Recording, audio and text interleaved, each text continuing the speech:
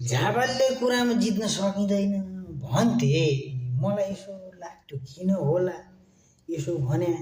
ओ झापाली पनि त मान्छे हो, नेपाली नै हो, हामी जस्तै त हो नि भनेर म सोध्थेँ।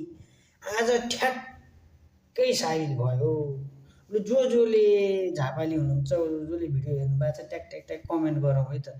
जो पनौती हुनुहुन्छ उहाँले भनेअनुसार चाहिँ कुरो अनुसार चाहिँ त्यस्तै लाग्यो है।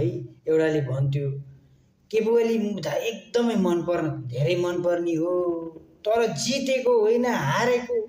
कोहीले यसो पनि भन्थे, कोही चाहिँ बाँचेको होइन, त्यो के भन्छ नि होइन, त्यस्तै पनि भन्थे। बालनले यहाँ 100% जित्यो। म नेपाली काङ्ग्रेसको, तर म यसपालि सूर्यमा हाल्दैछु।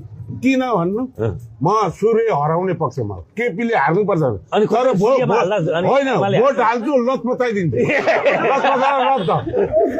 म कस्तो भने मैले जहाँ मत हालो त्यो हारेको छ, म केपीले हाल्ने लत पता।